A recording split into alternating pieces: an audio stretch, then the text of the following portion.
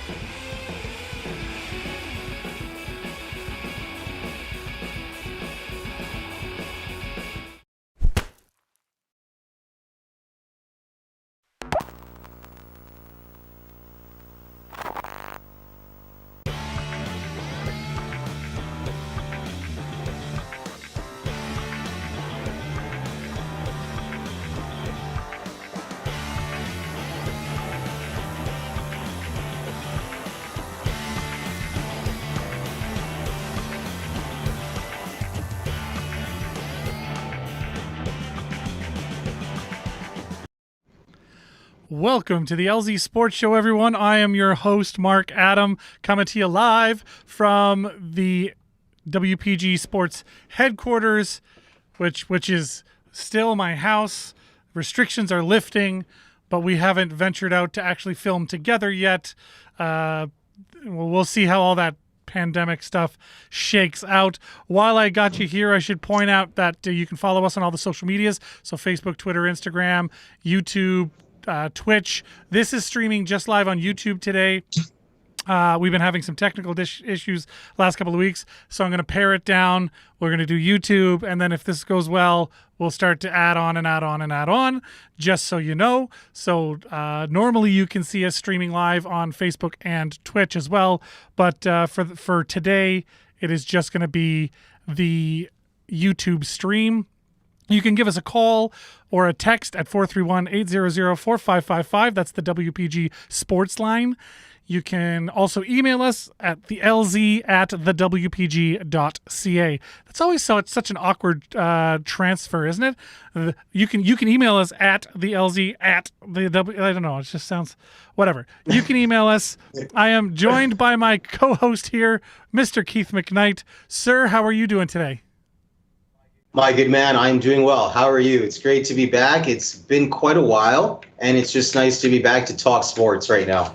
Really good. Yeah, it's we had last week off because the Valour game was on at the same time, and we had the previous week was a technical nightmare that we ended up just bailing on altogether.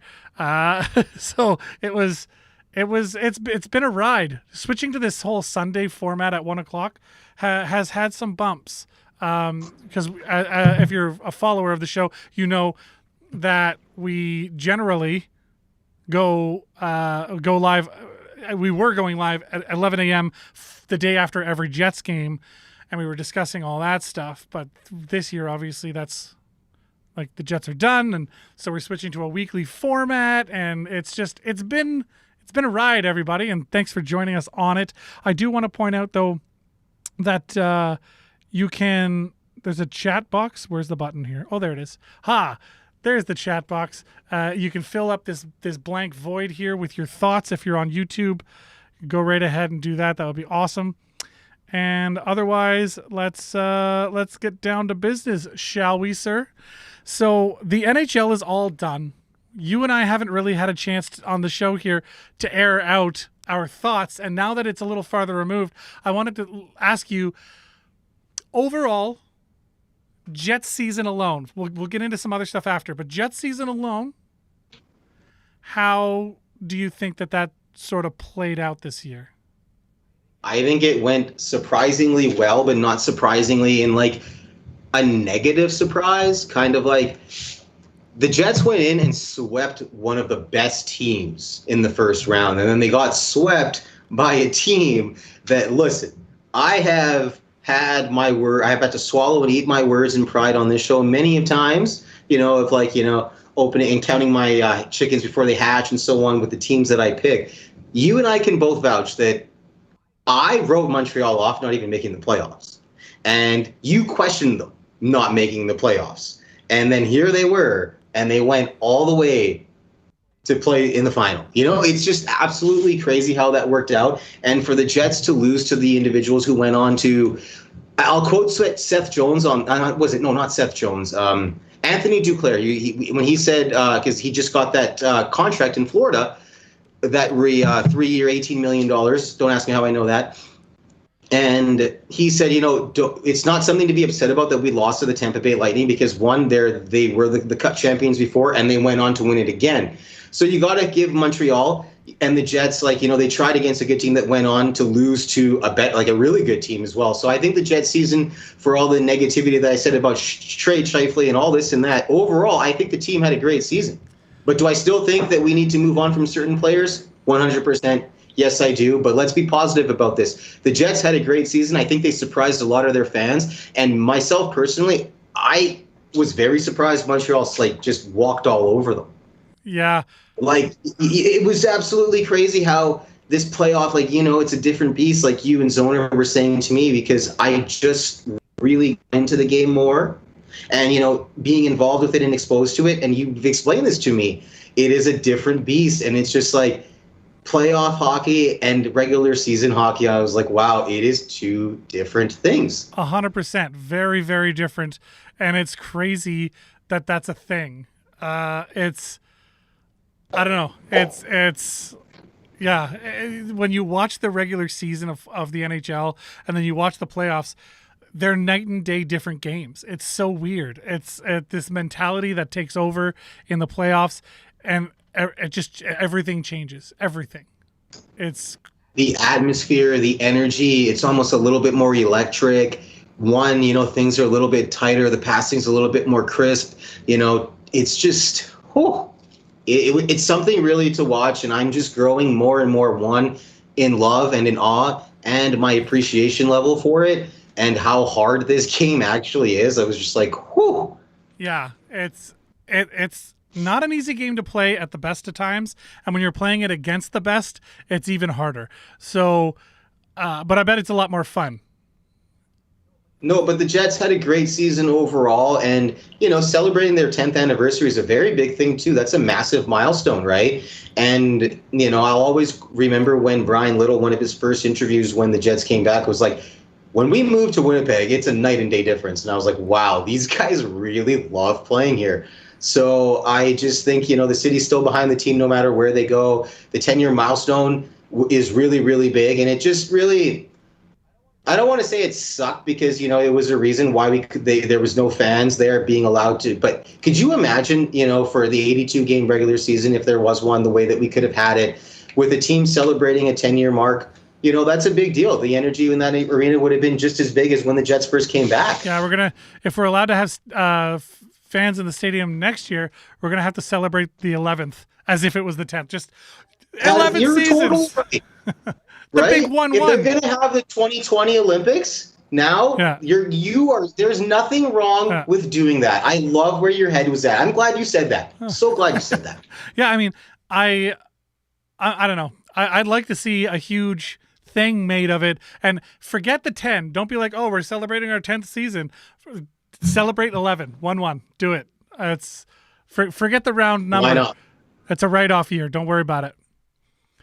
You know what? You know what? And I hope what I'm about to say goes viral. In the true Jets fans' hearts, the Jets never left. That's. Yeah. They were always here, and they have never gone anywhere. So, if you want to talk about, oh my God, oh my God, man, I don't even want to get into it. That was a tough year. That was a tough year. It was a tough year. I mean, it was a great year. There was a tough stretch, and then the playoffs were a roller coaster. It was very up and very down. It was a rough year, like you said. So, so forgetting the Jets alone right now, as a season, it was a shortened season, 56 games per side, only playing against teams in your own division. It was a completely different format from every other year. What were your thoughts on the season as a whole? There's going to be people that say, oh, well, it wasn't a real season. So they'll put an asterisk next to it. And for good reason, no fans in the stands, 56-game season, like COVID protocol, games being rescheduled en masse, which has never happened in the NHL outside of wartime, I think. Is there an asterisk next to all of you remember I can't remember. Okay, so in 2004 2005 the NHL was locked out for the entire season, right? Then they entered labor negotiations. What was it just recently in just this past decade, the 2010s to the 2020s, was it like 2014 or something? There was a shortened season because of a lockout dispute. Now, is there an asterisk near that season? I think there would have to be. Okay, then, because I don't know, with this whole pandemic and stuff, I don't know, can we really put an asterisk to it? Because it's like an act of God. And then if you've ever seen the movie Concussion, I might take some heat for this and I might get into some trouble. But in that movie, the NFL is quoted for being immune to the acts of God. And I was like, oh my God, really? And this was like a big deal that, I don't know, should there be an asterisk next to this season because of the pandemic? Because, I'm not trying to get religious and say, but that's when you get to an airline ticket, they said, okay, if there's an act of God that this plane, you understand where I'm going with that, right? Yeah. So I believe the pandemic should be in that kind of level of thing. Because one, it's out of everybody's control. This was something that it's still going on. And now they're talking about a fourth wave. I'm terrified. I guess so. I don't know. I would think that, I don't know. You raise an interesting point. I would think that there would be an asterisk next to this season, shortened season, no fans, Okay. But I'm not trying to challenge it. I just really want to understand. Well, the biggest thing is you can't compare this year to any other year when you talk about records and streaks. This guy has had this many 30-goal seasons in a row. Well, this year he had 30 less games to do that in. You know what I mean? Well, maybe, yeah, and I like where you're going with that because, excuse me, maybe there should be something more than just an asterisk because it doesn't have anything in common with, the lockout season. In 2004, 2005, the only thing I knew about the NHL were highlights, what the NHL was, and Steven Stamkos. So, I just a lockout, and maybe there just needs to be something way different next to this season. And maybe nothing should be challenged. Maybe nothing should be contested. Maybe nothing should be questioned. You know what I mean? It's just something that was out of everybody's hands. And, I was listening to Mic'd Up the other day, and one of the NHL refs was on Mic'd Up as well. And he says, I just missed the game. I miss hockey. And I was just like, man, say that again. There's so many people that just do at all levels, right? Yeah. So maybe I don't know, this was just such a, maybe because let's say Ovechkin couldn't, tally up all these goals. And we should be reminded, but maybe I just think something more than just an asterisk, because an asterisk is just not as, I think an asterisk belongs for the lockout or something out in our control. Yeah. I don't know. I think it wasn't within, I don't know. It's a hard argument because, every decade Gary Bettman decides, we're going to lock some players out because he's an arsehole, basically. Or, you know what I mean? Whatever, there's lots, it's more complicated than that, I'm sure. But he just, that happens every time the CBA is up. He is an absolute stick in the mud, and like he's not coming at it from a fan's point of view. He's not coming at it from, you know what I mean? So the fans have just as little control, and the players whose statistics are affected have just have just as much control as a natural disaster. So I think as far as like putting an asterisk and writing off this season, obviously it was a very entertaining season. It was one of the only things we had to entertain ourselves with this this year because of all the world shutting down and all this stuff. So and now there's some stuff going on in Japan with the whole, COVID people in the Olympic Village testing positive. So not awesome in Tokyo at the moment, but that's a whole other thing. But like this global pandemic has changed the way that the world moves forward. So are we okay with how this season went? Because it could happen again not too far from now. Do you know what I mean? Like yes, and you heard what I was saying, that I'm a little bit terrified about that, because it's like I'm gonna stop you there for a second. Stop bumping your mic while you're talking. It's really hard to hear you. You're banging on your desk. Oh my God, I even put that away. No, I'm so sorry. I had this baseball here, the Gold Eyes one, and I put that down, and I specifically put my mic far away before I wasn't kicking it. But if you're touching the table, yeah. Anyway. Yeah, this is what I had here. Oh my God. I want everyone to see this Gold Eyes ball here. Look at this logo, Gold Eyes. Yes, so I'm sorry. All good. So here are the famous sirens that come down Pembina Highway in every one of our shows. Well, I live in the West End, and I am hidden in a basement with my mic set up in such a way to avoid the sirens that I hear in the background. So I get it. All right. The struggle is real in Winnipeg. Yes, that is okay. Nice hat, by the way. I didn't compliment that on the beginning of the show. What about it has a nice contrast with your T-shirt. Yeah, I was going to say the contrast with the T-shirt. It looks really good. Right on. This is what I'm going to be wearing in the press box tonight for the Valour game. Press box, that's right. I'm glad you didn't say the game. You said the press box. Now, since we're on the topic about the press box, and give me some little II here, and I like to call II inside information because I watch a lot of Wall Street movies.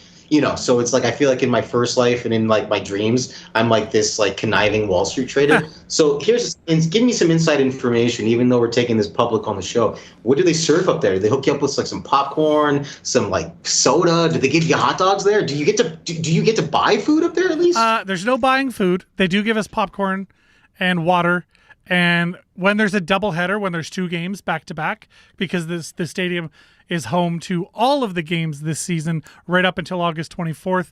And then after that, the rest of the season for Valour for the CPL has been laid out. Yes. But there are sandwiches when they do when there's a twofer. Oh my gosh. When you got the doubleheader. So that is awesome. It's pretty cool. It's cool. But that's it.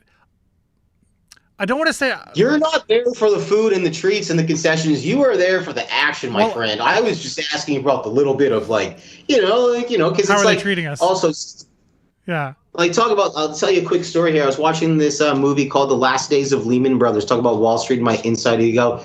These guys come in to shut down this company. The first thing these guys ask, hey, where are the donuts? And I was like, these guys do not care about nothing but the treats. So I figured I'd ask you about the treats. Oh, I get it. And listen, I'm not mad at the sandwiches are good and it's all good. And I don't want to say I would rather, but I am a huge soccer fan. So I love that I get to cover it and write my articles and I get access to all that extra information and statistics on the fly and all that stuff while I'm writing in the press box and while I'm watching and analyzing the game and trying to figure out what I'm going to put in my articles. By the way, the WPG.ca, you can read all the articles there. If you want to get right to it, the WPG.ca/sports will take you directly to where you can find all those articles about the Jets, Valour, when we do some stuff with the Bombers coming up, all that.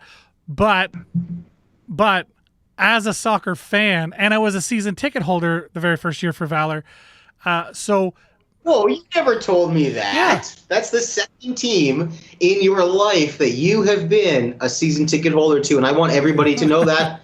Halifax Mooseheads, Valour FC. And I cannot wait for you to tell me what's next. And you better tell me. I didn't know you were a season ticket holder. Founding member, man. I have my founder number is like 200 and something. Like it's like very, very early.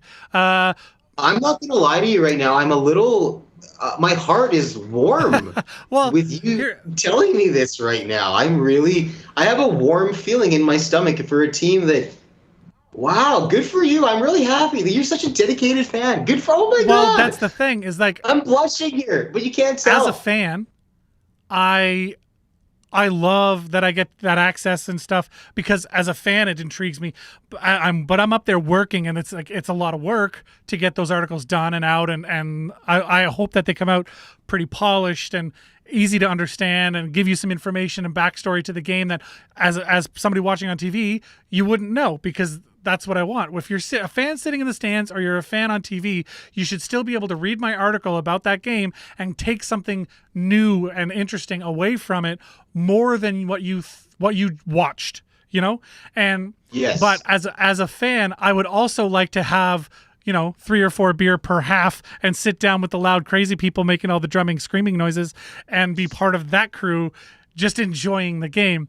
So there's some give and take. I would love to be down there and just part of, Red River Rising's loud, boisterous supporting section as I was during my first season. I sat front row of the trench for all the games the first year. Wow. So my ticket was literally front row of the supporter section. So the loud, obnoxious people, front. I don't have a photo handy, or I'd whip it up on the screen for you to show you.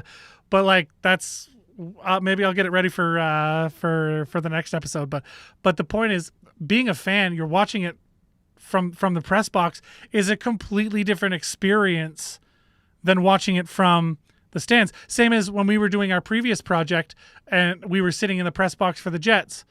It's like, yes, it's very cool. And on that level, it's very cool. And it makes you feel good as a company that you're like, okay, we have access to all this cool stuff. But at the same time, you gotta look at it like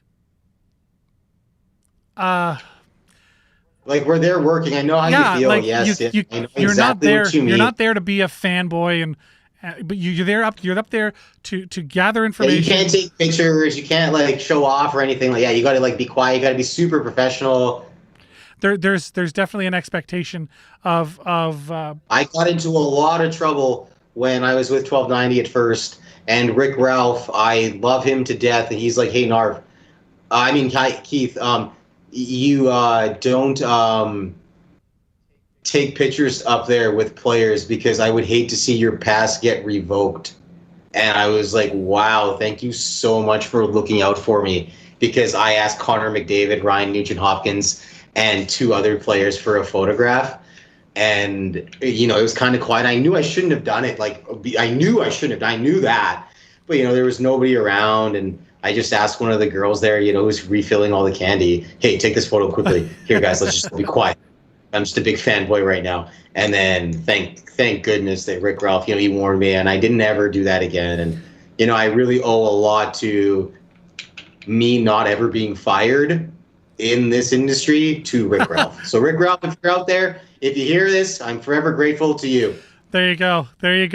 But yeah, I mean, it's a different perspective when you're watching as a fan versus watching as like while you're working kind of thing. And the other side of the coin is this year in the NHL, not only were there no fans in the stands, so like we couldn't go there to work, and we had to do everything from home, watching on TV like everyone else. So because you also made a comment to me, and this is what rocked my world. You were telling me that the TSN Jets broadcast on road games was still done here at the former, now it's called the Canadian Life Center, but in last season it was called Bell MTS Place. And I was like, wait, you're trying to tell me when, we were streaming the game and we're listening to Dennis and Sarah, and I believe, is it Thomas Sawyer? No, because Thomas Sawyer is Kevin's exactly. That's what I mean. Like that's why I knew that something wasn't right here. So you might as well call Bayak Huckleberry Finn there. Anyways, I don't know. That's just a joke. Please laugh. But yes, when you hear Sawyer and Bayak and you explain that to me, that was like, oh my goodness, like they're not joking around with this. No, they were very strict about the restrictions, and when you're playing in your rink, you're playing in your rink. Like that's it. And then all the crew is they're inside that rink's bubble, and same with the CPL. When the Valour started this year, we wanted to send a photographer in, and they said absolutely not. They have photographers that are embedded in the bubble that are taking all the photos and providing them to all the media. So all of the media outlets have the same photos. So we can't send our own photographer in there, which is totally understandable. Level playing field for everybody. Level playing field, no pun intended, but right? It's just like nobody can get a better shot than somebody, right? And I mean, under these protocols, at least you have access to it, right? Though, my man. Oh, 100%. We have we're running full access. Like it's all good. Like we're good. Perfect. So there's nothing that you're concerned about where, I mean, the worst thing that basically you've been told, is just like, absolutely, you can't send in your own. Like, it's a fine. Like, we have taken care of that as an organization.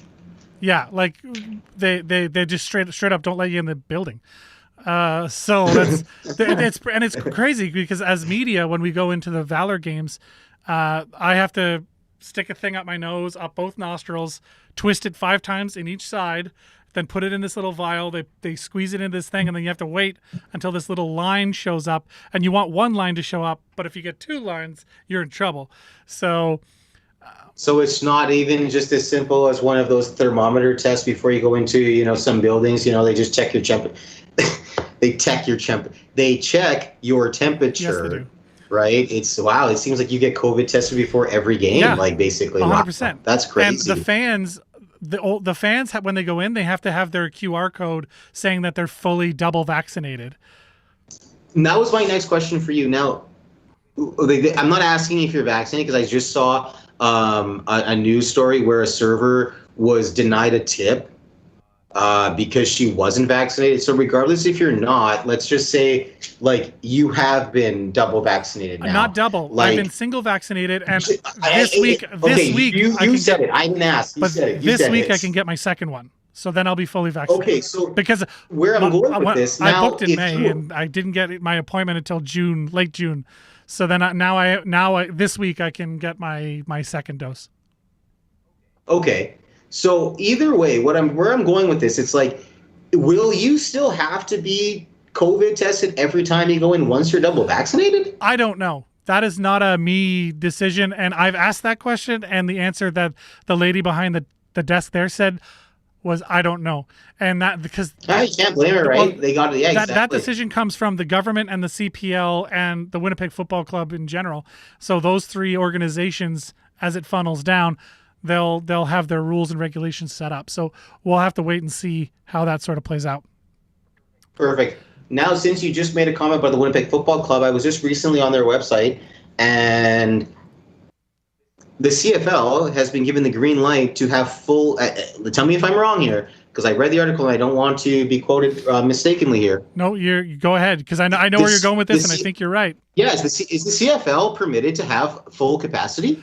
I believe so. So where I'm going with this, I really think because we didn't have the city didn't have very much to do in the winter, like you said, that we had the Jets and all the NHL to because with no fans, that's the only thing we had to entertain us. Now with the CFL implementing this, I believe that even non-season ticket holders and people who were just never even thought about going to a Bomber game and people who are itching for something to do, this is going to be an insane year for revenue. And I'm going to quote, oh my God, I'm going to find out his name this week at the training facility. I call the gym the training facility because in my other life, I'm a pro athlete. Right. So you're right. Exactly. The other hemisphere of your brain. Thank you. And the custodial engineer, because I don't call them janitors, he said that all CFL teams depend on 50 to 60% of gate revenue for their operation costs. I was like, oh my gosh, like that's, if they don't sell tickets, Like, it's hard to run a CFL team. So I think this year will be a good year because everyone in every city is looking for something to do. And, they'll be entertained. I think they'll be entertained. Well, and also, okay, so Ed Tate, and I'm going to quote his article on the allowance of, he said, circle August 5th on your calendar, Winnipeg Blue Bombers fans, and if the 2021 Canadian Football League season opener had already been highlighted, well, circle it again, because it's a great day for Bomber fans, says Wade Miller, right? They get to fill the stadium for their home opener on August 5th against the Ticats. This is going to be a good time. Very good time, and the city deserves it. The CFL deserves it because, there was a point in time when, last year they were questioning canceling their season, because of COVID was a very detrimental thing. CFL is, I don't know. That merger, when this is we'll leave this there. That merger with the XFL, whenever it happens, it seems that the only reason why it's going to take its time is because it's like they don't want to screw it up. And rightfully so. And I would love to see the CFL grow way more and, see these teams have more funding and see these teams have more bigger sponsors where their costs wouldn't have to be worried about, 50 to 60% on gate revenue, because tickets for CFL games are not, I don't want to say they're not expensive. They're affordable. Yeah. They're very affordable. It's a family-friendly league. You can take your family out and have a great family day on a CFL game, and rightfully so. And same with the CPL, by the way, because the same organization, Winnipeg Football Club, they run both Valour and the Bombers, and Valour tickets run in the $17 to $50 range, depending on where you want to sit. Exactly. And when you're not looking at triple figures for a single ticket, that, I don't think that, I think that's okay. That's okay. Well, yeah, because I try and go to Jets games every year so that I can take my daughter and she can have that experience and grow up and be a big old Jets fan because she's born here, and that makes sense. So makes perfect sense. And even though I'm not born here, I want her to have that hometown pride, So because her mother's born here, and she's got roots here. She's got that connection to the city, and so when you're watching these games and stuff, you're just like, ooh, I'd love to go to that one, but some of the Jets games are $160 a ticket. I'm not going to take my daughter, who's 6, pay over $300 for 2 tickets for a game that she basically just wants to go and hang out with me and eat popcorn at. So literally, so every once in a while you find somebody who's selling their tickets, or it's a game that's not super, it's not against Montreal, or what I mean. When Florida comes to town, I've seen Florida twice now because the tickets against them are cheap. Although how well they played last year might make those tickets more expensive coming a little up. bit more, yes, with Mr. Joel Quinville down there. Oh, one of my favorites, Coach Q. You know how I feel about him. Oh yeah. So anyway, I just wanted to build that up for my kid, but like you said, ticket prices are a little bit prohibitive on that end. And let's not even forget about the Winnipeg Ice. I mean, that was one of the main reasons 50 Below Sports and Entertainment brought that team in and that organization in here, right? And rightfully so. And they have a good following. I see a lot of people with ice gear at the training facility that I'm training at. I don't want to take that public because it's pretty private. I like to keep a few secrets. And some of the kids there were just rolling in with just like junior ice gear. I was like, oh my God, I want one of those bags, and I'm a beer leaguer. Yeah, well, there you go. And tickets to those games are about $17 to $25. Same, but the Manitoba Moose is no more expensive than that either. Exactly, and people need to remember that as well. Do you remember? That's the topic for another show, because remember when you said, I don't even want to go there. Go back to the ticket price. I know where you're going, and that is a whole other thing. Although it is, I mean, we now have both, so it kind of doesn't. Because you were going to say when I talked about let's trade the Manitoba Moose to Brandon and bring the Brandon Wheat Kings here. Right. And now we have WHL and AHL. And now we have the Winnipeg Ice anyway. So it was kind of it's crazy to me how small Winnipeg is for the largeness of its athletic endeavors. Love. Well, like we've got the Gold Eyes here. We've got the We got the Gold Eyes. We got the Jets. We got the Moose. We got the Ice. Valor. We got Valour FC, you know, the Winnipeg Blue Bombers. There's a lot of professional sport. Well, and even beyond that, we have a full-on Manitoba Junior Hockey League. Like, that's pretty good. And there's a lot of Manitoba Junior Hockey League alumni who have gone on to play in the NHL. So that is another thing to take into consideration. The athletic endeavors this city and province really get into. Hey, you know what? like Seating ovation. Per capita, it's pretty impressive what Winnipeg can do with the population it has, which creates a finite amount of dollar bills to spread around, and what people will do. I know people who have season tickets to the Jets and still go to Moose games. Right? They'll still go to the Moose because they want to know about those players coming up. They want to know who's playing next and this, that, the other thing. I know people who have Bomber season tickets, and Manitoba Moose season tickets, and go to whatever Jets games they can. You know what I mean? Like, that is awesome. And you know what? All the power to them. If you love the sports and you can make it happen, why not? The team, like I said, Brian Little says, like, oh my God, it's night and day difference. And he talks about the support, the fan base, and 16,000 people out of, does our province have 1 million people? Like, maybe very close. Oh no, it's over a mil. Okay, so for a city that does not have 1 million people that can support an NHL team, like, oh my gosh, Canada. You're gonna love this. I was just watching. There's this Netflix series that I just discovered. It's been out for 3 seasons now, so clearly I've been living under a rock because I just got my first smartphone. Everyone, Mark knows this. So get a data plan. Anyway, Explained.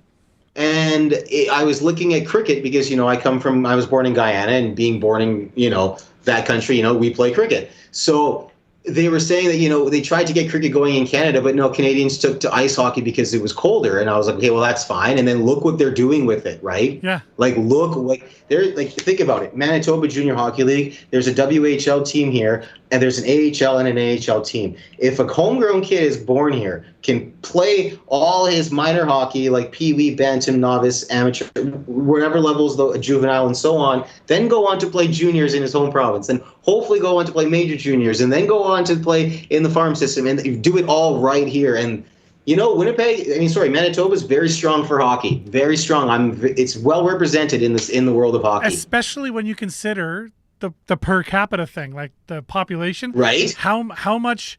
How many talented players come out of Manitoba versus how many people live here? But you could say the same about where I'm from. Nova Scotia puts out quite a few good players. Sidney Crosby, Nathan McKinnon, right? Like there's your favorite, what's his name? He plays for the Boston Bruins, just to name a few. Oh, yeah. We don't count him. Yeah, we don't count him. we don't claim him. Okay. But by the way, I did quickly look up the population of Manitoba is 1.3 million people, and Winnipeg, the city itself, is 750,000. And this is as of 2017 Stats Canada. All right, and then I think it's safe to say that a city like Vancouver, a city like Toronto, has way more than 1 million people, and look what we're doing here. Yep. Well, I'm just saying, like it's very cool, and the city is embracing more and more the soccer. Valour had the second highest attendance rating in the first year, second only to Halifax. Wow. That's a big deal because the Winnipeg was also known for the Winnipeg Soccer Academy as well, too, right? Yes, and they're like, when I moved here, I'm a big soccer guy, like I said. So when I moved here, I wanted to play, and I ended up playing Division 1 with Britannia Rovers. And shout out to Rob Albo, good coach.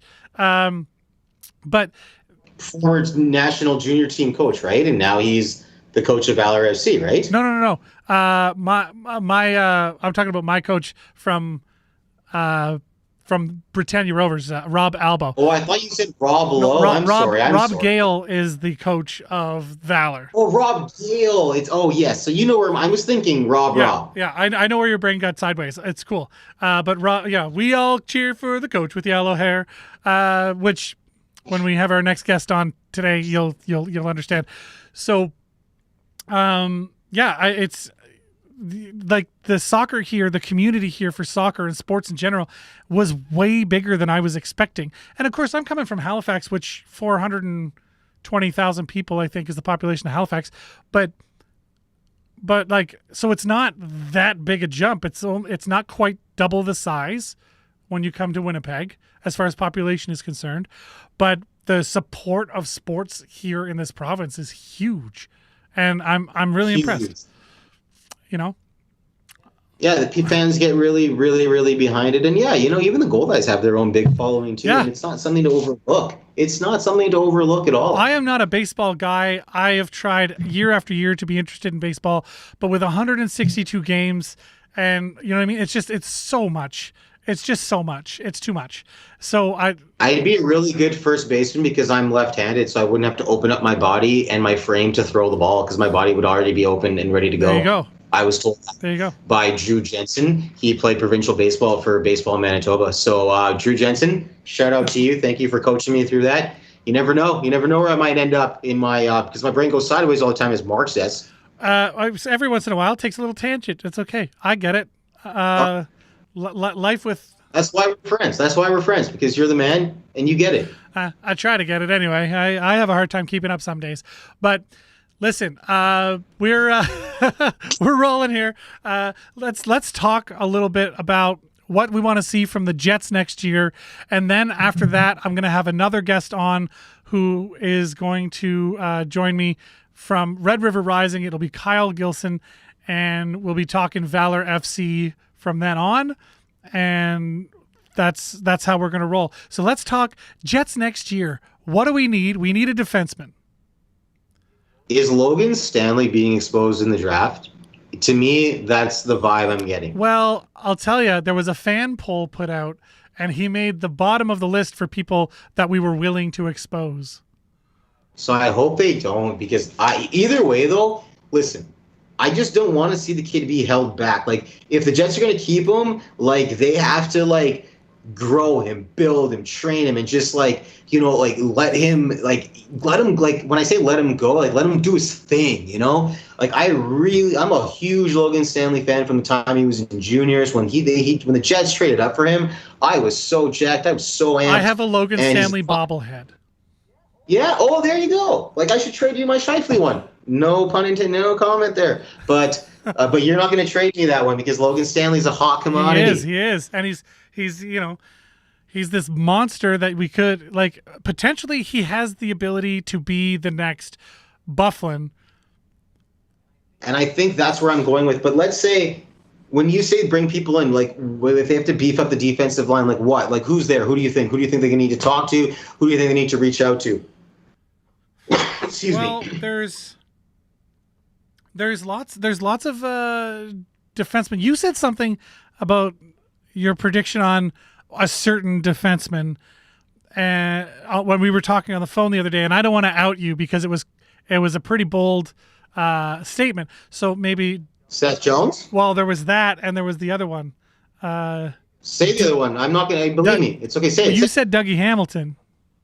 Yes, Dougie. Yes, I feel Dougie. I don't know why. I feel Dougie Hamilton will. Let's say he doesn't end up here. I have a feeling if we don't even find out about it, he's going to talk to the Jets. His agent will talk to the Jets. Yes, yes. Oh my God.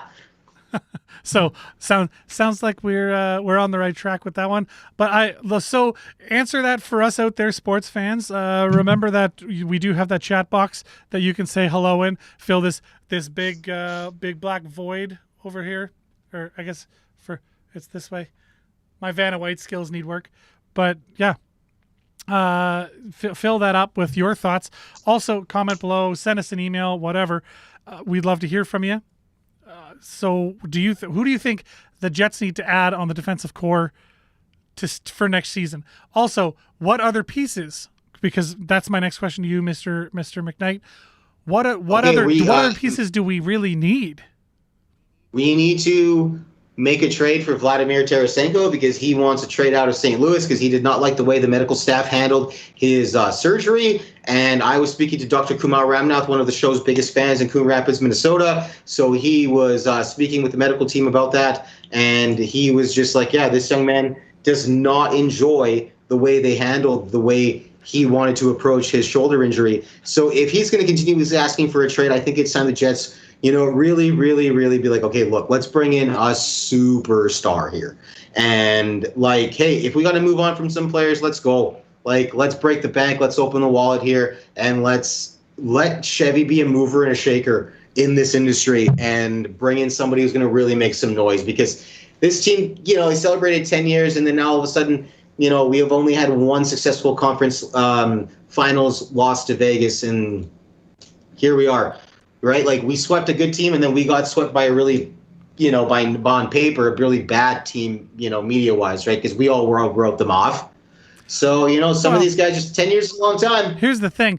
The caveat there to saying I wrote off the Montreal Canadiens was I raised concerns about them, but... I wrote them off. I will say this again. I didn't say you wrote them off. You questioned them. I wrote them off. You questioned them. And I was very curious to see what would happen when they were fully healthy. Because as Paul Maurice himself pointed out, leading into the playoffs, one of those interviews in one of the few last games of the season there, he said, if we're going to end up facing Montreal at some point, we don't really know what they look like fully healthy. We just don't. We haven't seen it. Between all the COVID, that's what makes FOMO the man. They were ravaged by COVID through the year. They had a really bad time with that. Not as bad as Vancouver, mind you. What 23 players on that team at one point were on the COVID protocol list in Vancouver. But anyway, Montreal was going to be dangerous. They had the potential to be dangerous, and I don't know. It is what it is. I mean, we saw what happened. They absolutely outperformed what I think we thought they could do, and they showed us that doubting them was a mistake. Or writing them off in some cases was a straight up mistake. And I served rightfully so for that. And I mean, what are you gonna do? Sometimes I open my mouth a little bit too. Sometimes you're right, sometimes you're wrong, but you have to go based on the evidence, go with your gut, and that's how we get there. But that's where we're at right now. Yeah, that's why we're here. That's why they pay us the big bucks. That's why they pay. We're the analysts, we're the correspondents, we're the reporters, we're the statisticians. That's why they pay us the big bucks. So that's why we're here. That's why we're here. So you think adding Tarasenko, how does he fold in, by the way? It's just things need to change here. We've held on. It's beyond. It's just change is not a bad thing. But right? Really, honestly, it hasn't been that stagnant, with the exception of Scheifele and Wheeler and Morrissey. Who else has been here since the get-go? Well, that's where I'm going with this, man. 10 years. You give a guy 10 years to get it. That's a very long. I don't know what your problem is with Scheifele. He's performing and giving you all the goals and 8-game fucking. Oh, pardon me. 8-game point streaks. Come on, man. We haven't gotten there. We haven't gotten there with him, and it's okay. All right. It's okay. Look, Chris Paul has been in the NBA for 16 years, and it's taken him this long to get to the finals. What are we going to wait? 16 years for Mark Scheifele? We're going to wait 16 years for Mark Scheifele to maybe give us a chance in the Lord Stanley Cup Finals? Is that what we're going to do? Is that Here's the thing. Really if you think he's the only player on that team, you're broken, right? The city seems to think that he is. And the fan base really thinks that this organization should be built around him. And listen, we haven't even talked about my favorite guy, Kyle Connor. No one is saying that Scheifele should be the cornerstone of the team. Everybody thinks it. They may not say it. I'm not a mind reader, but I'm telling you, the energy, they think so. Yeah, the energy from the fans. But that's not how he's being treated in the locker room and in the game plan. You don't think so? No. You actually don't think so? No.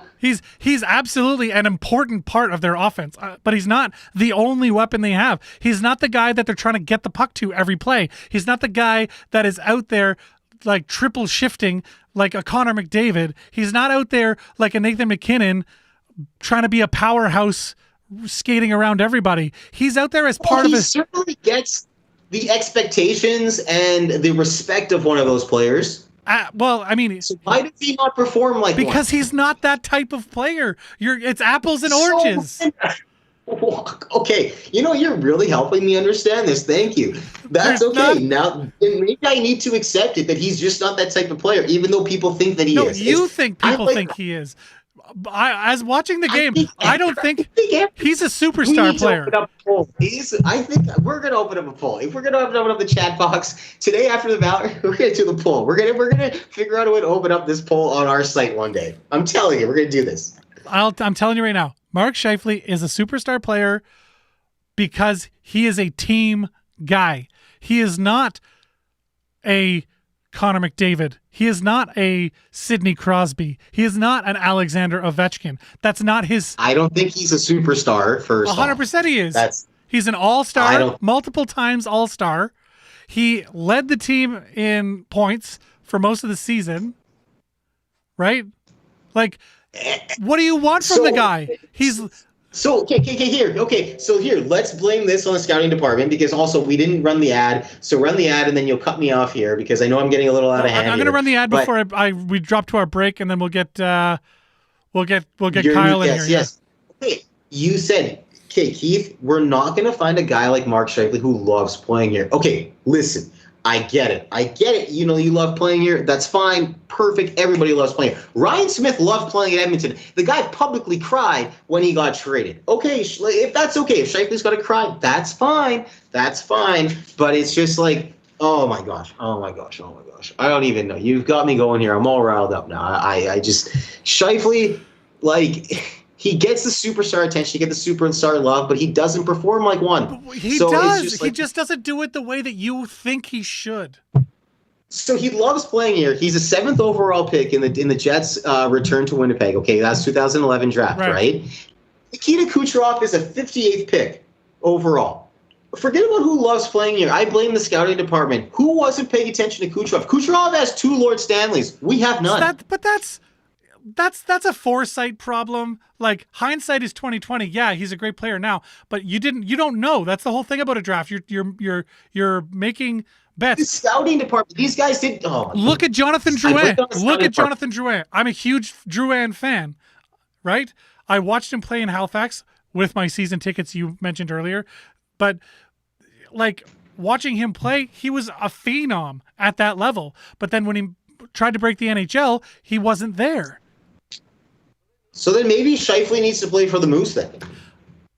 He's one of the better players on the Jets. You're discounting all of the positives because he isn't Connor McDavid. We don't have a Connor McDavid, man. I get it, but he gets the love, he gets the respect. We compare him to these guys, and who's it's just comparing like him to Connor McDavid? Everybody in the league is comparing him to Mark Scheifele. Can I point out that Mark Scheifele had way more points than Connor McDavid through the playoff series? How come we're not winning? How come we don't win? How come we don't win?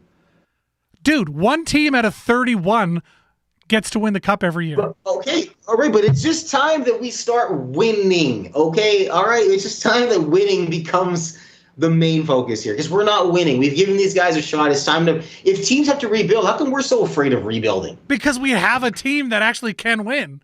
They showed it last year. Okay, all right, okay. We just have to add a few pieces. The window is not closed on Winnipeg. We got a lot of young talent. Nikolai Ehlers, Kyle Connor that you mentioned earlier, Mason Appleton if he doesn't get exposed. Exactly. And yes, and these guys that need to be like we're just talking. No, listen. Like Scheifele's got to go. Wheeler's got to go. I'm sorry, but like Brian Little's got to go. Adam Lowry, I wanted to see him stay here. Brian for sure. Little is an absolute he's shouldn't be part of this conversation. He's on long-term IR. He's done. Nathan Beaulieu I don't even want to see him come back. But I'm just telling you, throw Mark Scheifele into that mix and let Ehlers go and let Lowry protect those guys. Build Logan Stanley and then bring in Tarasenko.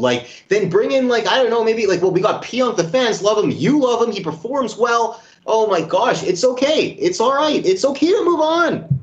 Oh my God, I'm gonna get a noise complaint. I'm gonna lower down myself. I'm gonna lower down myself right now. I'm gonna simmer down right now. Anyway, okay. Simmer down. I disagree. I disagree with you. I think Scheifele deserves to be here. He is every bit the superstar player that the fans think he is. Just because he doesn't play the style of dominant, I'm the number one guy, give me the puck every time I'm on the ice, doesn't mean he is not producing. He is absolutely putting points on the board, and he's helping his teammates put points on the board. And in the dressing room, he's a leader. He wants to be here in Winnipeg. There's just, the list goes on for reasons why he deserves to be here, and he deserves to stay here as one of Winnipeg's main guys. Anyways, before we leave here, because you're a big Halifax Mooseheads guy, I on my NHL I'm the Florida Panthers. And I'm 28-0, and I just traded Marc-Andre Fleury for Zach Fucale. Nice. Man. Zach Fucale. I thought about you instantly because I have this thing where I play goalies for every 5 minutes because, like, why should the goalie always just stand out there the whole game? Like, you should shift just like the other players. So then I would only get goals scored on me whenever I had Fleury in the net. Braden Holtby was holding it down. I'm like, man, I'm trading you, Fleury. I'm trading you. You're out of here. All right. Well, listen. That's all the time we have for the first half here. We're going to be talking Valour FC coming up. We're going to run a commercial. I'll throw up my Be Right Back screen, and as soon as I get our next guest, Mr. Kyle Gilson, all set up, then we'll be right back. Don't go anywhere. We'll see you in a minute. Thanks, Keith, for joining me, by the way. Thank you, Mark. Thank you, fans. Thank you for being here with us. Make your house a better place to come home to with Aquatech Pool, Spa, and Bath. We've been delivering complete customer satisfaction for over 40 years. Whether it's a fully completed backyard escape, a completely renovated bathroom, or a premium upgrade on outdoor furniture, Aquatech is the only name you need to know. That's because if it's an Aquatech job, it's an Aquatech team working on it. No outsourcing, no subcontractors. We do it all. Visit our one-of-a-kind showroom today at 1065 Dugald Road. Aquatech Pool, Spa, and Bath. We create better places to come home to.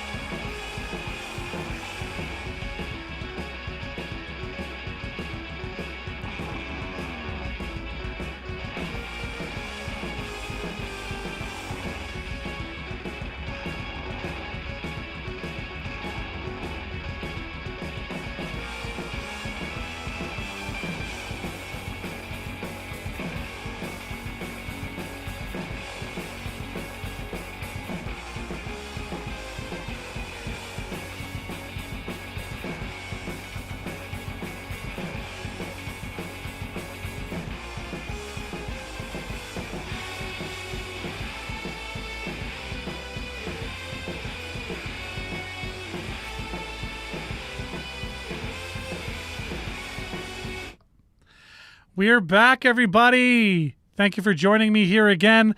I am joined. Oh, you know what I didn't do was change his name, but it doesn't matter. Mr. Kyle Gilson here. Oh, I'm doing good, Mark. Thanks for having me on today. Right on. I'm glad to have you here. And you are the secretary for Red River Rising. And we've had some Red River Rising folk on here already in Adam Johnston and Nikki Cote. And now we have you. And so can you tell us a little bit about Red River Rising, how you got involved, and what it is that your function is with them?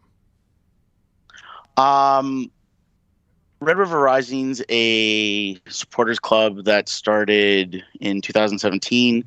And the way I got involved was honestly through the local Arsenal supporters group. There was a post about a new league with Winnipeg being announced as a club. So I asked Adam if I could come down. He invited me to a pub night, and I haven't looked back. Well, that's pretty awesome. I see you. You're the loud guy. You're generally the guy in the stadium with the big bullhorn, and you often wear the big World War I helmet, and it's pretty crazy. So obviously Valour FC is a well-supported crew, thanks mostly in part to Red River Rising. But how have you thought of the progression this year in this season so far? It's been mind-blowing, if I can be perfectly honest with you. I mean, I kind of figured that we would be improving, especially compared to the Island games last year, right? And definitely compared to season one. But the maturity of this team compared to season one, which is the last time we were allowed in, is night and day. Like they're holding on to wins. They're finding ways to win. The one game that we got a loss probably should have been a tie. I mean, I'll go ahead and agree with you there. totally can. To the point where before every game now, I wave my hands out this high and I let the refs know this is what a meter looks like. This is just about a meter, right? But you got to be able to joke around too, right? So yeah, like my wingspan is 2 meters long. Right? From my tip of one of my fingers to the middle of my body is a meter. So if I can't reach the guy, he's not within a meter. So anyway, that's for those of you that are like, what are they talking about? There was one particular play in the game that they lost where there was a free kick. Rafael Gallardo absolutely nailed the kick, but it was ruled no goal because Andrew Jean-Baptiste was ruled to be within 1 meter of the wall, because the rule, if there's a wall made up of more than 3 or more players, no offensive player can stand within a meter. But the guy he was standing next to was not part of the wall, and it was shown. The referee has since apologized, but it doesn't change the fact that you take the L, you get 0 points. Right? Yeah, it's and like what a goal! Like absolutely a beautiful, world-class goal coming from him. Like he, that was his second game, playing the last like 10 minutes. And yeah, I mean, from what I could tell, the ref even blew it before the ball was even struck. So I don't know why he wasn't allowed to retake it. Yeah. Like, there was whatever. a whole cluster bomb. Let's call that that. Ooh, saved myself there. A cluster kerfuffle. Yeah, it was the whole play was just a nightmare. But other than that, yeah, like they've been dominant in games. They kind of got away with that game against Halifax. I felt like they really got outplayed, and they ended up coming out with the win anyway. And also, I want to point out that I'm not alone in thinking that. The coach, Rob Gale himself, said as much in the post-game press conference when I asked about it. So, oh, yeah, like they were totally the possession. I mean, I think last game, Ottawa was the first time we got really close to 50-50. I mean, the possession, the first game against Forge, we only had 30% possession. Against Halifax, like it was like in the 40s, I think. Like we were outplayed in the Halifax game for sure. Yeah, and that was that the first game that fans were back, the one that they lost? Yeah, York. Yeah, the York game was that was the first one that you guys were in the stadium for.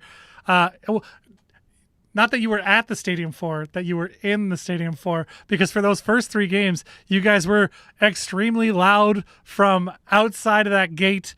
And I was sitting in the press box, which is literally the opposite end and opposite side of the field, and we could hear you very clearly. So congrats on that. That was so much fun. It's such a unique experience. Don't get me wrong, I love being in the stands, but being outside the gate, like it's like waiting for the pub to open, like with your eyes on the window like that, right? And to be able to show support even though we weren't allowed to be in was important for us as a and group. I think it was important to the players, because I had a chance to talk to a couple of the players and the coach about that, and the answers were always basically, it's like we have a bunch of people standing. They can't even be in the stadium. They're outside the stadium yelling. What other clubs can say that that's a thing? And it's true. Like it's not that, and not as common as you would probably think. So I'm very, very excited to see how the rest of the season shakes out now that all of you fans are allowed back in there. Got the family going back there too. He's blurred though. Complete blur. I get it. Hey, I got 2 kids. No worries. My kids have been on this show actually. So for the Father's Day episode. Oh, that's awesome. About that Halifax game that I was saying, Gail said he's not really satisfied with where the team is as far as executing the game plan he's designed, but he did praise the heart and determination displayed by the players. That was a game that they absolutely, in his mind, my mind, most people that were watching the game, Valour did not deserve to win that, but they did. And I think the confidence that they took out of that was important. And now we're seeing them sort of dominate the rest of it. So it's insane. The goal scoring that we're getting, Austin Ricci, Moses Dyer, 3 penalty kicks. That goal that Austin Ricci scored in the previous game, who was that against? That was against. Was that the game they lost? York? Yeah, that was York, I think. Yes, it would have been York, because that strike was, oh my goodness, across the box, curling, catches the post, and that guy, unfortunately, that keeper, Bajman, that let it in. Like, what was he supposed to do about that? Oh, there was nothing. There was absolutely nothing he could have done, right? And like that's the thing. Like, I don't understand why the squad doesn't take more chances outside the 18 box. Right. Right. Like, because it's acts of brilliance like that. Right. And that's what will get you noticed too. I mean, I hope Richie shut those pundits up, because they've been pretty hard. I mean, to this day, they're still, oh, well, he's only got 2 goals. Right. Well, guess what? It's 2 more than you've got. Right. Like, it's just, yeah, he deserves more respect. He was a little, I mean, even if I'm being honest, after the Island games, I was questioning him, but Gail has full confidence in him. So, you got to trust the gaffer.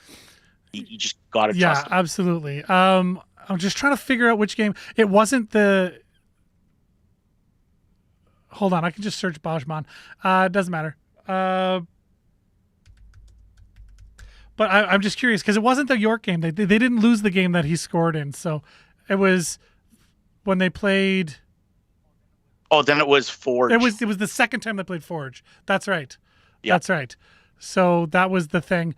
And that shot it just had eyeballs of its own. But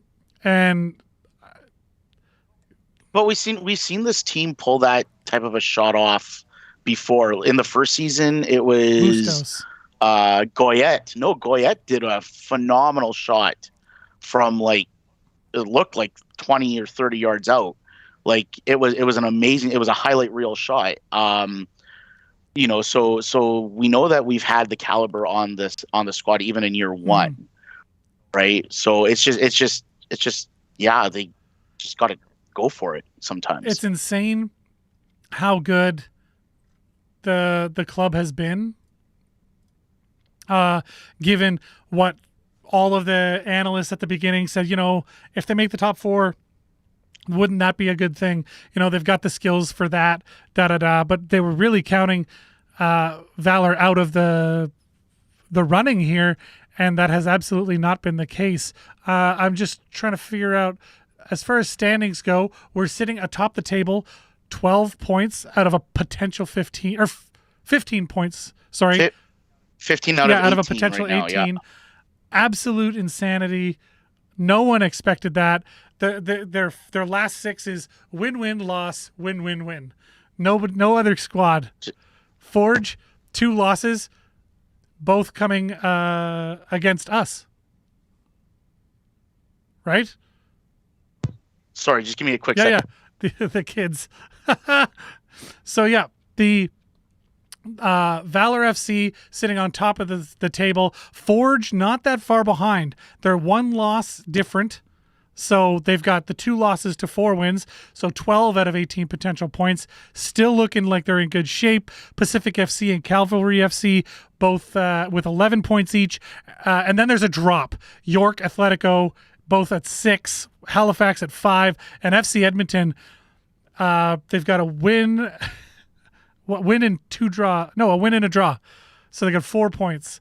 Not we're great. We're easily, we've got at least a, what is that, 9 point gap between us and sixth place. Like, I know there's only going to be 8 games played by the end of next week, but that's a big cushion to be going into the regular season. Yeah.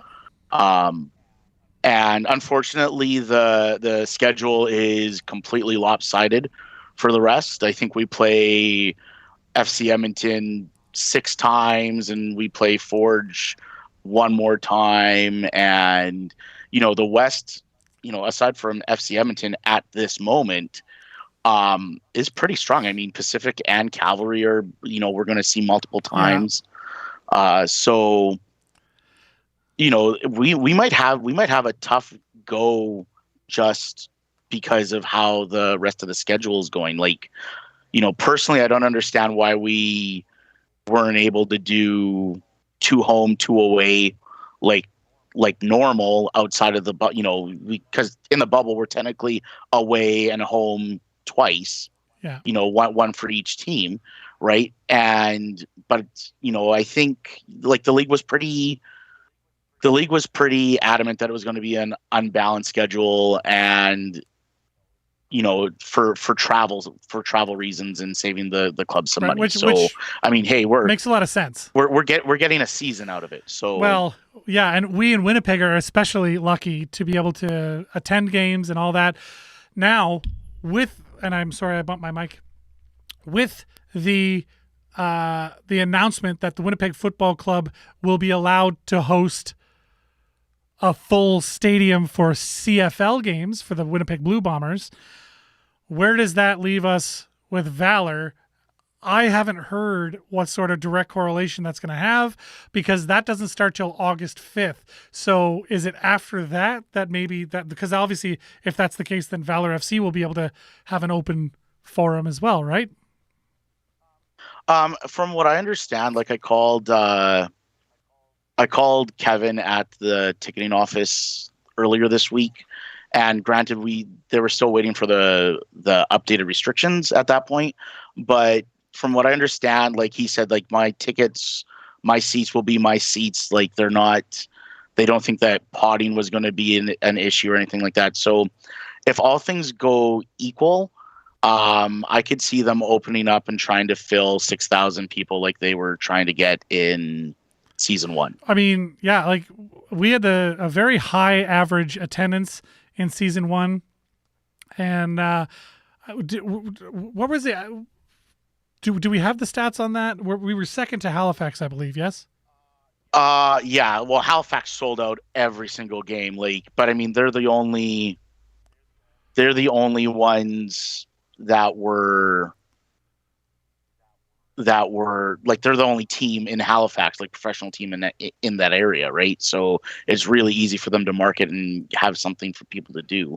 Where like we got the Bombers and the Gold Eyes, and during season 1, I'm pretty sure the NHL was still running for till June at that point, right? So that was the whole spring season pretty much. Yeah. For Valour. I'm pretty sure our average was 4,500. I mean, 5,300. That's not that's even like that's phenomenal for a first season? A team, in my opinion. That wasn't even marketed to its fullest potential. Absolutely, and it's still not marketed to its fullest potential. And we can get into that if you like, but I know you have friends on the inside, so if you feel like pleading the fifth, it's all good. But that means, and because I just looked up the attendance records for the 2019 season, 5,300 average, which is third in the league behind Wanderers. So Halifax 6,061 was their average, and Forge was 6,588 as an average.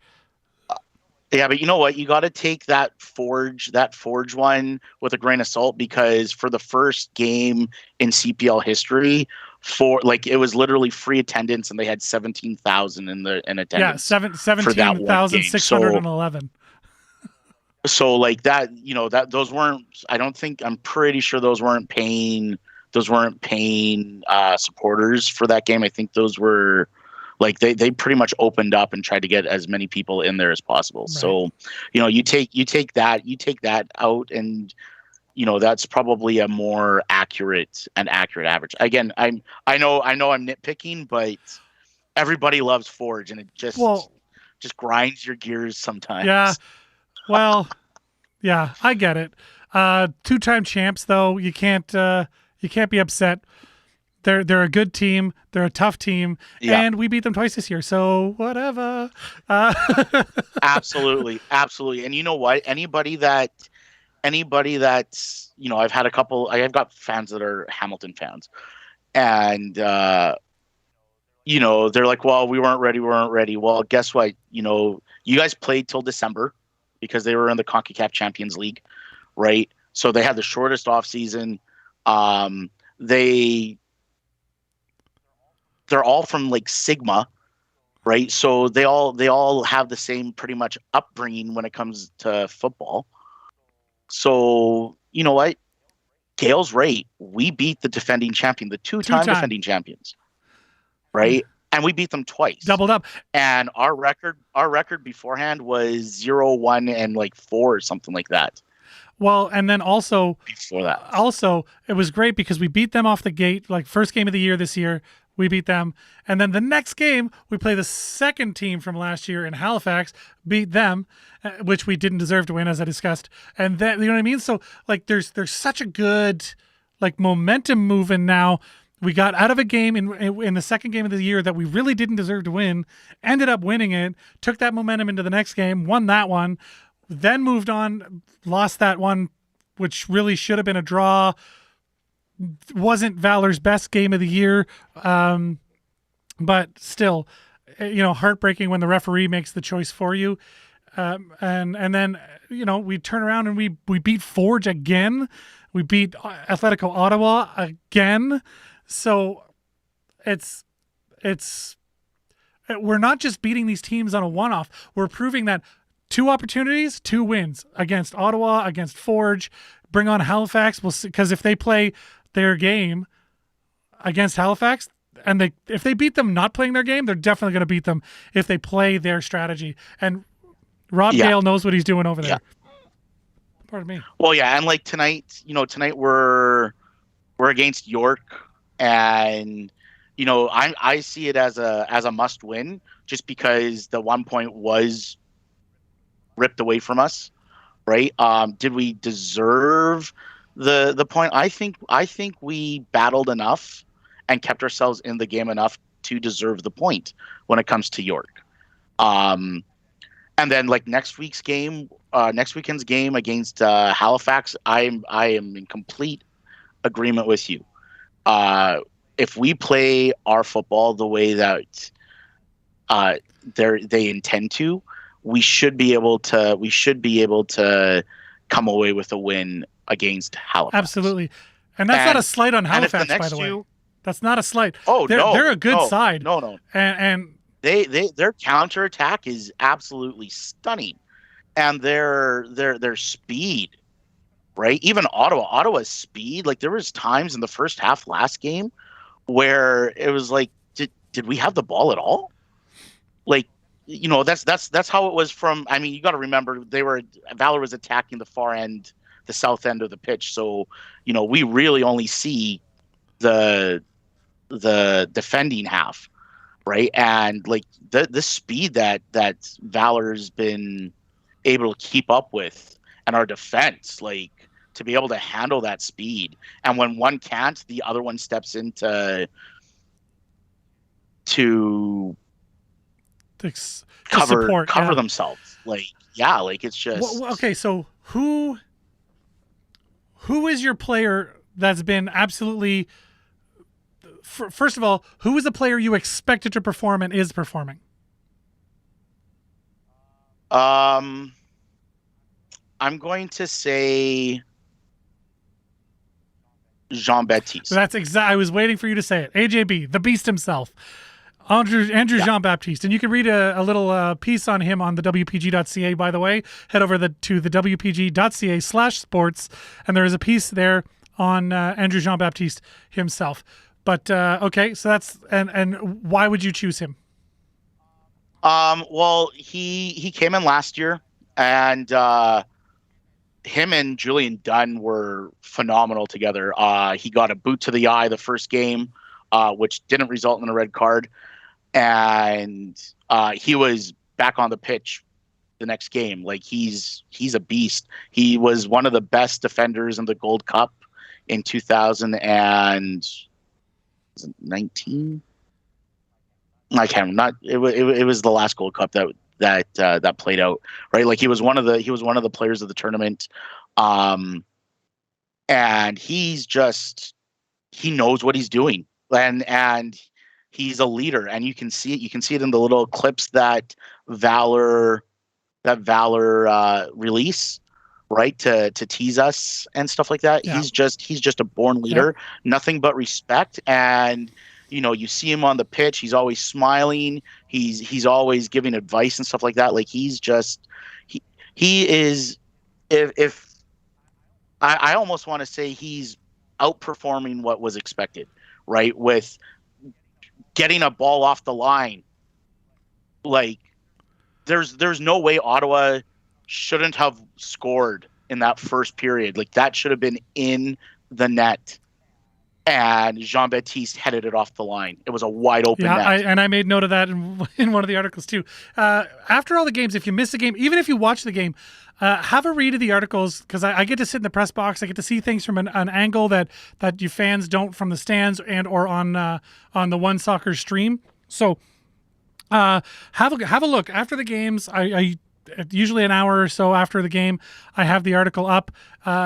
Go to the WPG.ca/sports, and that's where we keep that stuff. But yeah, I said the same thing. Him getting that ball off the line, absolutely clutch. Here it is. Valour FC's backline, anchored by the beast Jean-Baptiste, had to stand tall a few times. No defensive moment was bigger than perfectly timed heading clearance from off the goal line. That was in the 12th minute. That was so early in the game. That could have that momentum changed. That to me was the game changer, like that moment, like keeping it 0-0. Yeah, and again, we expected him to perform. He is performing. He just is. Yeah, and unfortunately in this in sports culture, like defensemen don't really get the credit sometimes where it's due. I personally think in this bubble at this moment, from what I've seen, Jean-Baptiste is by far the hardest working, like, individual player that's come out of it, and he's performing well, right? And that's no disrespect to Michael Bustos, or I know, God help me, I'm going to say this. I know Kyle Becker is starting to perform really well as well, but from day one to where this is match day 7, right? Jean-Baptiste has been the rock. Yeah. Right? Yeah, absolutely. And again, that's nothing against O'Heen. Well, let's get to that. Let's get to that. Who did you not expect to perform this as well as they are performing? Somebody that's like standing on their head, doing everything right, but we didn't expect that at the start of the year. Who? Okay, if I'm gonna be dead honest, and I'm sorry about this if you do watch, Austin Ritchie. Okay. He's performing way better than I was expecting. He's up and down the pitch. He's gotten his couple of goals after last year's Island game. He had a couple of really good chances, but just wasn't finding that little bit of finesse to finish. He's performing way better this early in the season than I was expecting him to. I thought he was going to have to build into it a little more, considering the 5.5 weeks of training that they had before.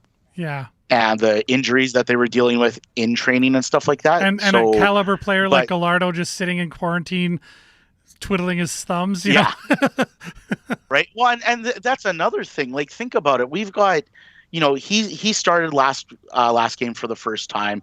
We've got a whole bunch of other players. We got at least 2 more players that we haven't even seen yet. Yeah. Right. We haven't got a good look at Reyes yet. Like it's mind blowing what a full squad, like what a full healthy Valour squad is going to look like. And that's been his thing, Robbie. When all you have is 15 players, you need them to perform. Like we got 16 guys, that's it. So yeah. It's they're getting there. So Austin Ricci, I didn't know what to expect from Ricci this season, but he came out of the gate flying, and I think in that first game against Forge, he scored a goal and he drew the foul that led to Moses Dyer scoring the other one on the PK. So Austin Ricci was all over that game, and he's been all over a few games, not necessarily scoring, but causing havoc for the defense. And you know what I mean? And when they're worried about Austin Ricci, other people like Andrew Jean-Baptiste, the beast himself, he's got a couple of goals on set pieces because they're worried about Austin Ricci and where's he at, what's he doing. He's good at drawing. He's good at drawing 2 or 3 defenders, right? Which opens up the holes for Sean Rea and O'Heen sometimes, like making those runs. Like it's really fun to watch. And I mean, I'll be honest, I'm at the games, I'm chanting, I'm singing, I am watching, right? But I wait till One Soccer puts the replay on and I watch it again just so I can actually watch the football and not worry about having a lot of fun. Yeah. You show up to the game for the party, then you go watch the game. I get it. Yeah, exactly, right? Like it's I could never sit in the press box and do what you do. I just had that conversation. You got to take notes. You gotta watch. You gotta be somewhat neutral as you take notes because you're gonna ask both parties, right? Yeah. But no, it's amazing. It's amazing to see these players grow, right? And Ohan getting his first goal, his first professional goal, right? It sucks that we weren't in the stands to really show him. Oh, and I asked him about that, and he even said, man, it's in the article, you can go read it, but like he was so bummed that you guys weren't in the stands. Like he was so excited to score his first goal, and I said, now you got to score another one because they're going to show up on Wednesday and expect, he's like, oh, the first of many, right? So yeah. So well, you know what? He had a couple of shots on target in the and he had a couple of shots that were very not on target as well. He's not afraid to shoot, which I like. But there are going to be moments where maybe he should have passed, maybe he shouldn't have.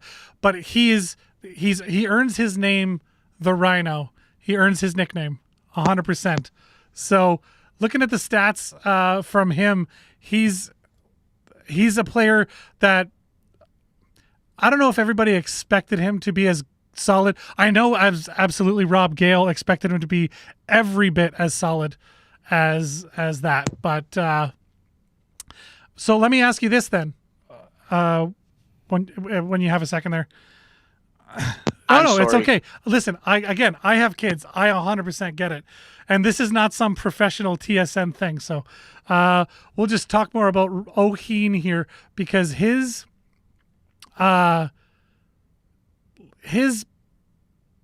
play has just been phenomenal this year.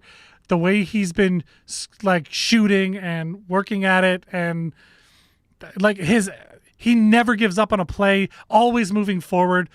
Rhinos don't back up. They only go forward.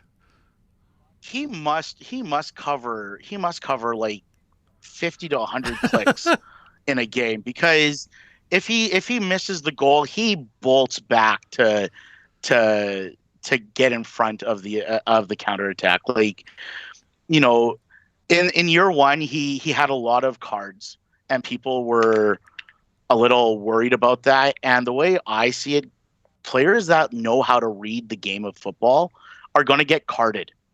Yeah. Right. I mean, I know there's a big difference on the players, but you watch some old English stars. Patrick Vieira got lots and lots of red cards because he read the game and he just went for it, right? Yeah. Oheen reads the game really well. Yeah. And I expect him to get cards. I don't want, at some point too many cards is going to be a problem, and I can respect that. But I'd rather have a guy that's willing to do the dirty work sometimes, because let's be honest, most of the stuff, unless it's really, really bad, our officials aren't going to call it, because they're still learning too. Well, they're developing the CPL as its own thing. It's going to have its own style of refereeing, its own style of play, its own everything. But what I'm really glad about, and you mentioned that dirty, to get in there and get dirty, but what I like is that none of our guys have really done anything excessively dirty. Like that time that the couple of times that we've had guys literally just, oh, he beat me, just grab the jersey, haul him down, and take the card. You just know. How is that not a red? I don't know. The intent, you knew. Like two hands, he just beat me. I'm gonna horse collar this guy. Like that's a 15-yard penalty in the CFL. Forget the CPL. So yeah, no, it's the maturity. It comes down to the maturity, because year one we lose those races. You saw it in body language. Their shoulders slumped, their heads slumped, right? Yeah. I mean, it helps that we're 5-0-1, right? So we've got something to be proud of, right? But I mean, even year one, like we won our first game in Pacific. The next game I think was in Calgary, which we probably should have tied. Like that one was kind of stolen from us just because of pitch conditions. Yeah. Right. And getting injuries. But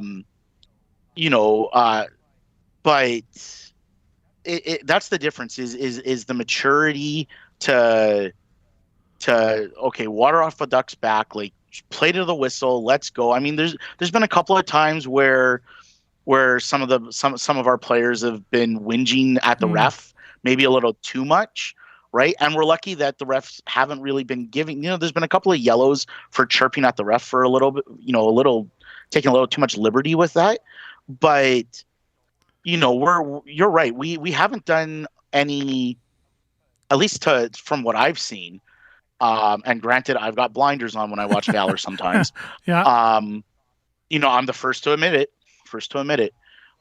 But there hasn't been any real unnecessary fouls, right? Where the jersey's pulled, or there's been a deliberate chip, knock at a foot or something like that, right? There's been some really good professional fouls, right? But I mean, those are part of the game, right? I don't consider a professional foul dirty. When you horse collar a guy, that's not okay. I don't care. Well, yeah, and like last year, the Ottawa game, there was a clear, like it was clear that it was a horse collar, like to the point where I grabbed my fellow supporter's jersey and yelled at the ref. I said, "This is what you call pulling." And I'm lucky I didn't rip his kit, because I would have had to buy him a new kit. Yeah, like it was clear, right? Brutal. And it was the same. Just a side note, after that game, I tuned in the second half because I was in the press box for the first half, but that was the same day as the Euro final, and their captain, Italy's captain, in the second half there, he absolutely horse collared a guy, and I was like, I just watched that play twice in the same day, and both times yellow card, no red. That should have been a red. I think it should have been a red. 100%. Like, yeah, because it was on purpose. It was vicious. It's like you could hurt somebody real bad doing that. I think the only time that's ever going to be called a red is if the defender committee is the last man back. The foul is the last. I get back. it, but at the same time, the intent and the intensity matter, right? Yeah, and that's like a fair point. That's just as bad as going super hard studs up at the guy instead of the ball, in my opinion. Doesn't matter if you're last man back. You did it on purpose. You knew what you were doing, and you did it in such a way that you could have injured him. That should be a red card. That's all the markers for a red. But anyway, I digress. Anyway, yeah, we're The one thing we're kind of talking about like calls and stuff like that. I'm just going to bring up in the last game, in the last match. So I moved with to the other end. with Dylan Powley to the other end. And you know what? I'm kudos to him. I know this is a Valour episode, right, or a Valour segment, but kudos to Dylan Powley. He is a class act. I rode him hard for 90 minutes, right? And at the end of the match, he came over to the trench and clapped us off as he walked off. Like, that is a class act.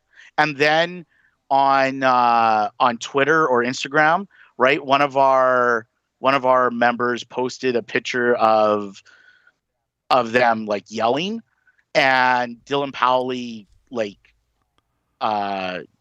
commented on it. Like, he's a class act guy, that keeper for Ottawa.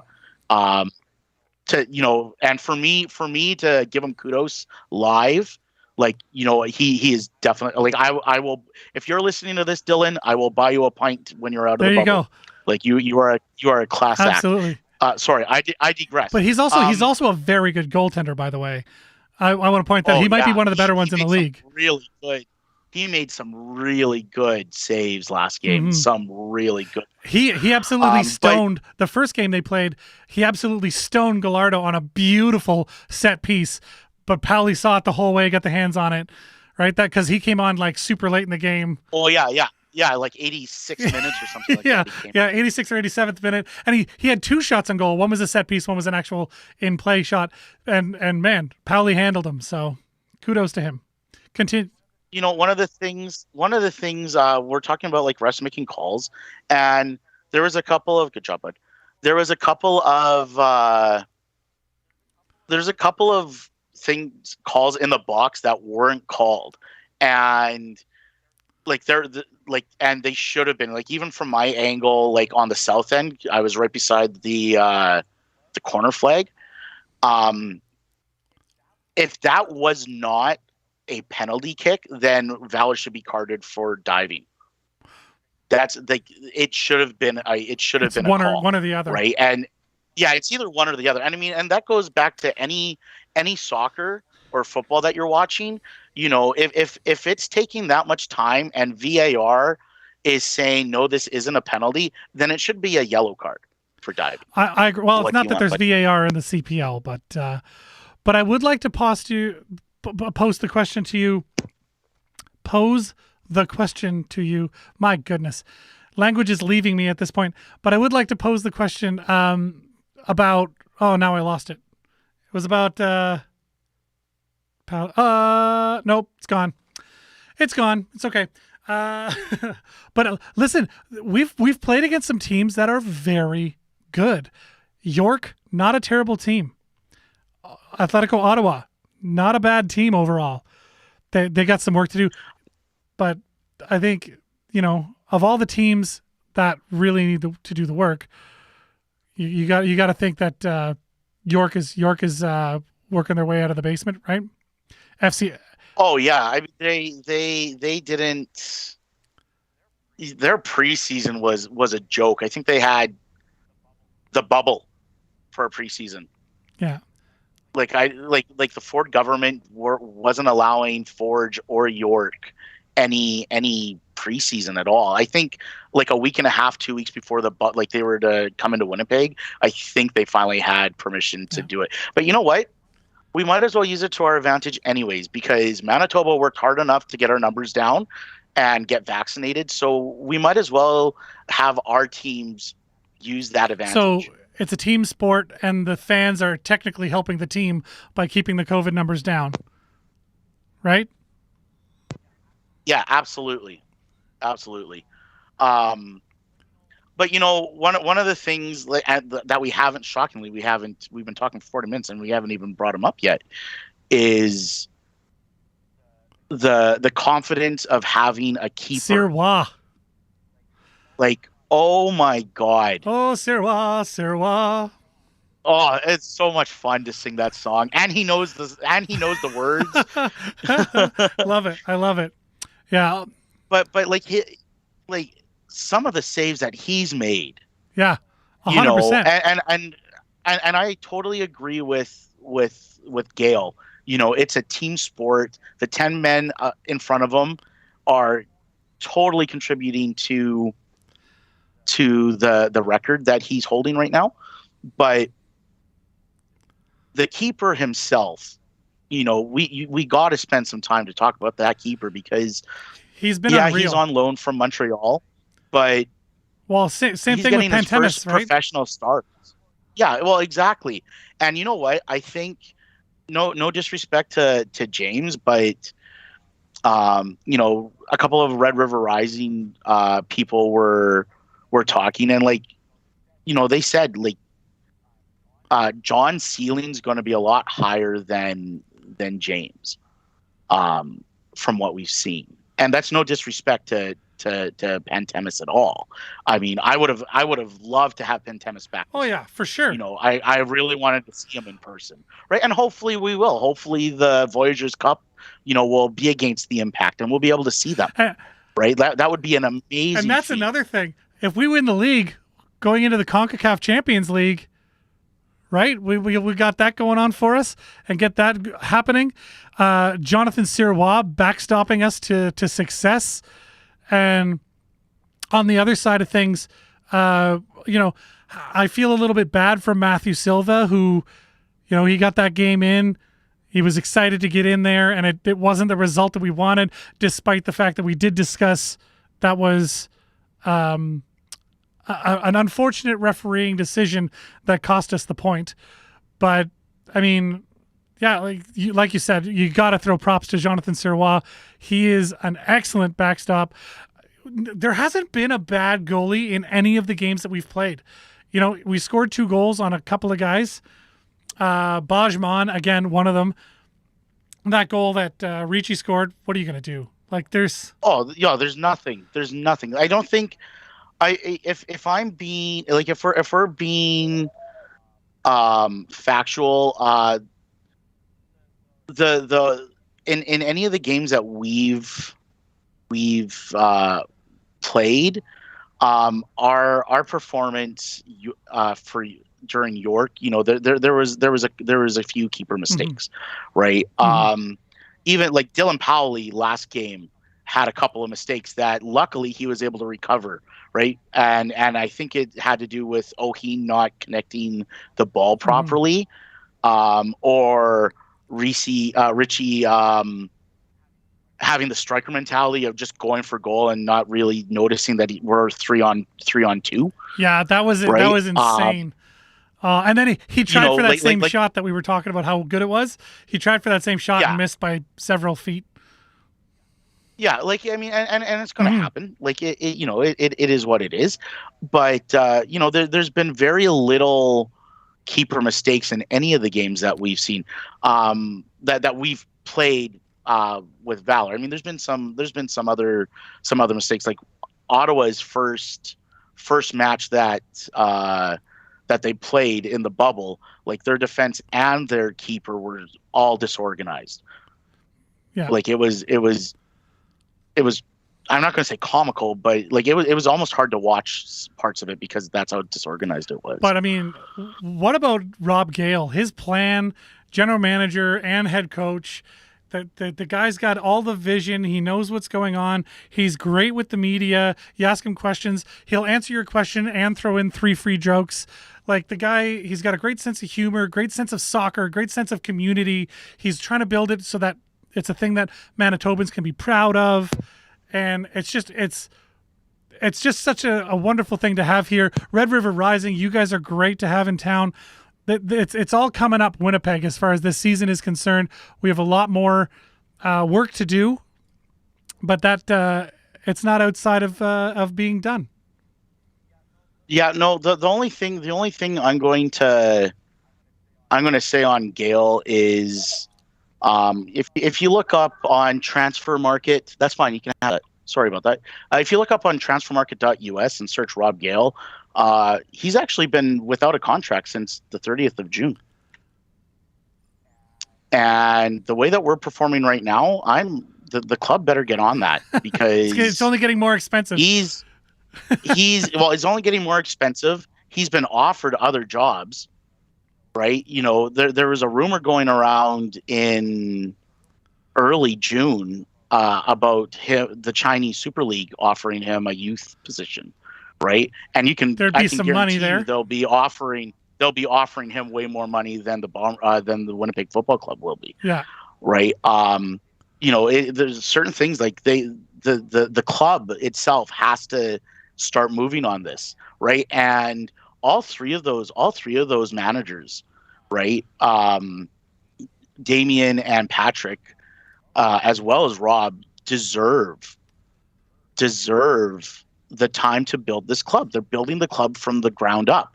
As supporters, as a supporter group, year one was I don't know how much I'm allowed to get away with when it comes to language, but year one was a poop show, right? And losing 8-0. I was there that day. I was not probably within arm's reach of you. I think that was the day that you brought your daughter. I brought her a wasn't few it? games, but yeah, she was definitely there for a few of those. But we understand that it takes time to build a club. It's really easy to build a team. You can build a winning team very easily. Cavalry did it. Forge did it, right? Rob's building a club. He's building a football club, right? Where, there's progressions throughout to get to the top team of that club. Like that's what Valour wants to become, right? And that's what I believe. We're willing to give Kevin Shoveldayoff 10 years to rebuild the Atlanta Thrashers. At least he had something to build from. Yeah. Rob Gale had nothing. Yeah. He literally built this from the ground up, right? And we're in year 3 and we're dominating, top of the dominating. table, right? Dominating. And personally, and I was telling this to other supporters today, we're at where I thought we would be at in year 5. He had a 5-year plan, Rob Gale, did he not? Yeah. It was. I'm pretty sure it was a 5-year plan, right? And like the CPL, I know when the CPL started, they wanted somewhat of a 10-year commitment from the clubs. Yeah. Right, because it's going to take time to start making money, and they're building up to World Cup 2026. They had a minimum. Right? If you're going to be in, you're in for at least this many years. This is blah blah blah, and they set it up so that even if it draws $0 or loses money, pardon me, even if it loses money over the next 10 years, it'll go for 10 years. So, yeah. Well, and if it's we can talk about the marketing a bit. Like, if the club's actually marketed properly and actually treated like a football club, not like an association football club, not gridiron football club, it will succeed. Mm-hmm. And it will make money. I mean, let's be honest. The reason why we have Valour is because the Winnipeg Football Club and the province of Manitoba built a magnificent stadium, right? And it's gorgeous, right? But you need to fill it more than 9 times out of the year. Right. Right? So, get the marketing up, do a little more than a bus decal, right? Or a bus, a couple of billboards or something like that. Like, get the word out. Yeah. We're a crock pot in Winnipeg of all different cultures and stuff like that. And the one thing every culture has in common is the love for football. Mm-hmm. Yeah, there's a lot of soccer support here. So, but anyway, we're running short on time here. I've got some places to be. I'm sure you have the kids and places to be and all that. There is a game tonight. If you're watching this live, or if you're watching it today on Sunday the 18th, there is a game tonight. Tune in, onesoccer.com. If you're fully vaxxed, get to the stadium, IG Field, way out there in the south end. it's an experience you will never have had at a live football or a live sporting event. I can almost guarantee you that. Yeah, it's a lot of fun. Unless you were at the one ice game that Red River Rising went to. Right on. Well, anyway, Kyle, Anyways. thank you so much for joining me here. I really appreciate having you. We really appreciate Red River Rising as far as a supporter group to help bolster a lot of what's going on here in town. And for myself, you can check out my articles on thewpg.ca, specifically thewpg.ca/sports. Don't forget, we have our social medias: Facebook, Twitter, Instagram, YouTube, Twitch. We're just, again, streaming on YouTube today, but normally I've switched computers and we've had some issues lately, so I'm just straight to YouTube right now. Cut out a lot of the problems that I'm having, and we'll get those things back on Twitch and Facebook eventually. But for now, I want to thank our guest. You've been so gracious and passionate as always. Come see the man holding the bullhorn in the stadium yourself. Get fully vaxxed. That'll help everybody out. Come say hi. Yeah, come say hi. And thank you very much for giving me the opportunity to come on and talk Valor and soccer for hours. And we will, sir. Don't you worry. There's lots of season left. So, again, game tonight. We'll see you next Sunday right here, 1 p.m. We'll see you next time in the LZ.